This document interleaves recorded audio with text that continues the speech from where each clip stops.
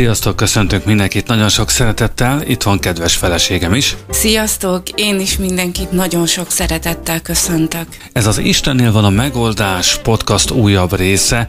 Sok minden történt a világban, és ezúttal kicsit hosszabb idő után jelentkezünk, de örülünk, hogy ismét itt lehetünk veletek. Ahogy az elmúlt 3 rész során, így most is 10-15 perces kis beszélgetésre számíthattok, igeversekkel megtűzdelve.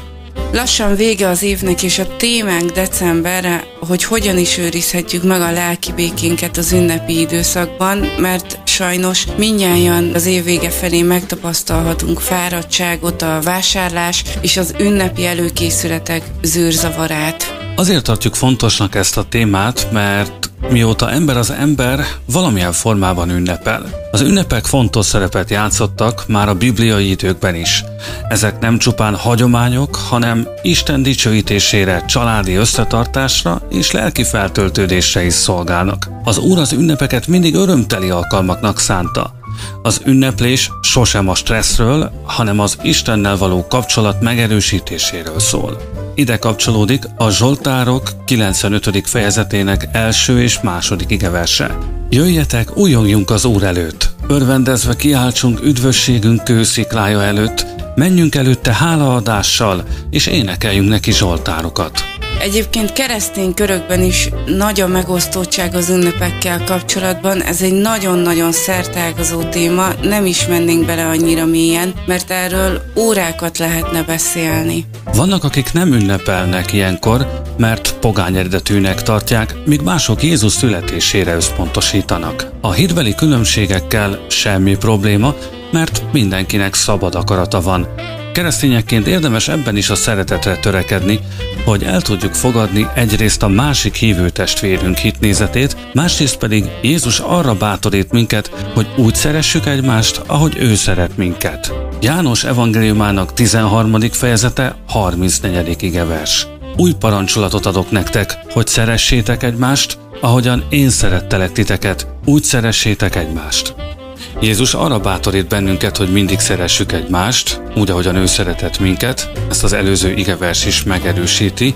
A mai világban nagyon sokan úgy vannak ezzel a dologgal, hogy évvége felé jól szeretik egymást, évközben pedig valahogy meghidegül ez a szeretet. Észrevetted ezt, hogy így van? Igen, ez valóban így van. Úgy látom, hogy nagyon sokan felszínesen szeretik egymást ebben a 3 napban, hogy mégis a szeretet ünnepe karácsony, és szeressük egymást, legyünk együtt, de nagyon sokan utána ugyanúgy visszatérnek a régi kerékvágásba, mintha nem jól élnék meg az egymással való kapcsolataikat az emberek.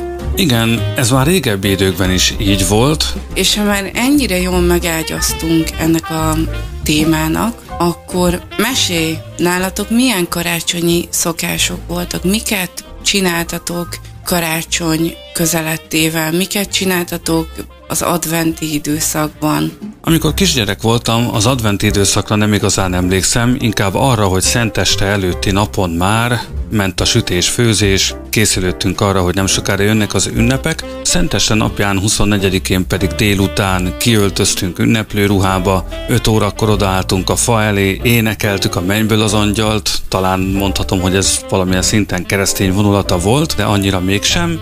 Utána megnézegethettük az ajándékokat, hogy ki mit adott a másiknak, örültünk neki, majd vacsoráztunk, és akkor utána mentek a szülők tévézni, én megjátszottam a játékokkal, amiket kaptam. Templomba vagy gyülekezetbe jártatok? Kaptál keresztény neveltetést otthon? Nem, sajnos nem.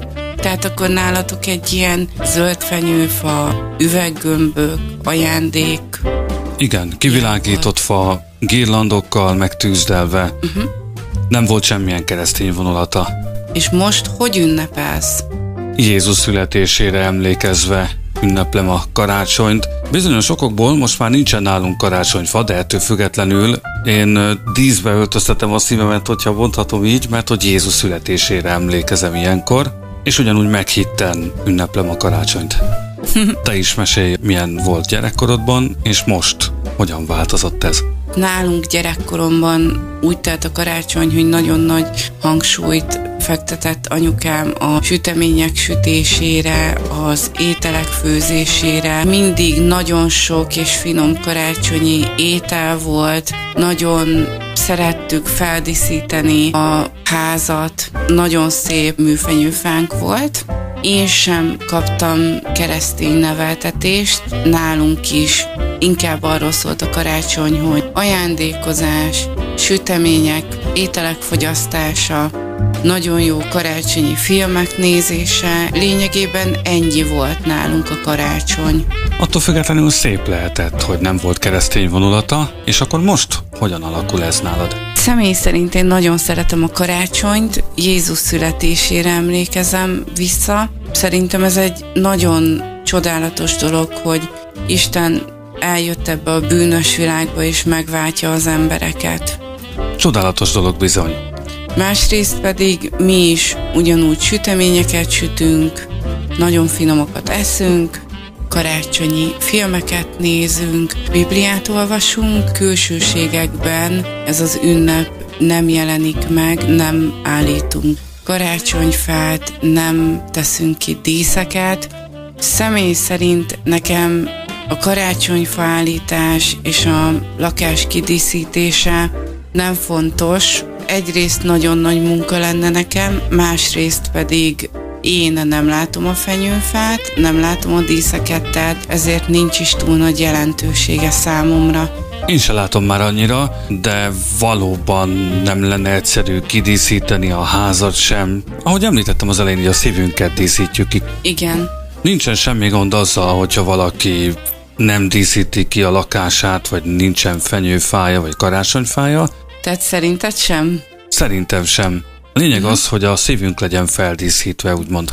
Igen, ez így van, mert nagyon sokan nagyon szépen díszítik ki az otthonukat. Támogatom is azokat, akiknél vannak gyerkőcök, hogy kidíszítsék a házukat, jobbnál jobb fenyőfákat, szebbnél szebb díszítéseket. Például van, aki minden évben különböző színűre díszíti a fenyőfáját. Az ünnepi előkészületek, a vásárlás nagyon-nagyon fárasztóak lehetnek, tehát azt be kell látni, főleg akkor, amikor már november közepén mindenhol karácsonyi díszeket látunk. Mi is 2 hónapja már levadáztuk a vajat a sütibe, mert tavaly úgy jártunk, hogy decemberre nem találtuk meg a számunkra a kellőt. Ettől függetlenül volt vaj, de nem ugyanaz volt.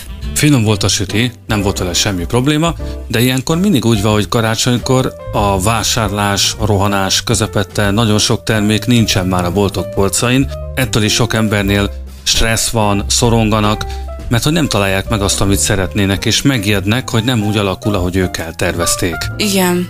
Én úgy gondolom, hogy a megfáradásunk közepette Jézus erre is ad megoldást, hogy menjünk hozzá, hogyha elfáradtunk. Ezt olvashatjuk is a Máté evangéliumának 11. fejezetében, a 28-tól a 30. igeversben. Jöjjetek hozzám mindnyájan, akik megfáradtatok, és megterheltek vagytok, és én megnyugvást adok nektek. Vegyétek magatokra az én igámat, és tanuljatok tőlem, mert én szelíd vagyok, és alázatos szívű, és megnyugvást találtok a lelketeknek. Szerinted hogyan készülhetünk fel az ünnepekre? Fizikailag úgy, hogy előre kitakarítunk, bevásárolunk, tervet készítünk arra, hogy hogyan osztjuk el a házi munkákat, hogy ne az utolsó 2 napra torlódjon fel minden. Lelki értelemben pedig december 4 hete az advent időszaka, a lehetőség arra, hogy lelkileg is felkészüljünk Jézus születésének ünneplésére. Lukács evangéliumának első fejezete 31-től a 33. igeversig.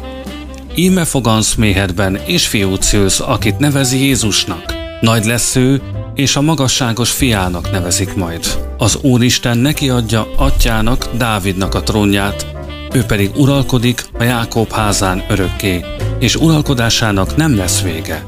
Hogyan üljük meg az ünnepeket hívőkként? Erre is Istennél van a megoldás. Ha feltettük magunknak már a kérdést, hogy vajon mi hívőként hogyan is készülhetünk jól az ünnepekre, és hogy hogyan is érhetjük el, hogy ezek a napok valóban Isten tiszteletére, pihenésre és a családi kapcsolatok ápolására szolgáljanak, akkor érdemes átgondolni 1-2 dolgot. Mivel Jézust ünnepeljük ezekben a napokban, Ő nem várja el tőlünk, hogy szétdolgozzuk magunkat. Készüljünk ezekre a napokra olyan várakozással, mint a régi időben. Várjuk Jézust, üljünk le, együnk, igyunk, és gondoljunk az Úrra. Ha pedig valaki nem ünnepel, akkor ő ne ünnepeljen, hanem csak pihenjen. Szerintünk a legjobb hozzáállás az ünnepi időszakra, hogyha az Úrra figyelünk, és vele együtt készülünk ezekre a napokra is. Kérjünk Istentől ezekre a napokra is bölcsességet, mert ő mindenkinek ad. Ne stresszeljetek rá, hanem az a lényeg, hogy békében, szeretetben töltsétek el ezeket a napokat. Köszönjük, hogy hallgattatok minket, januárban ismét érkezünk hozzátok. Istentől megáldott ünnepeket kívánunk nektek. Sziasztok! Sziasztok!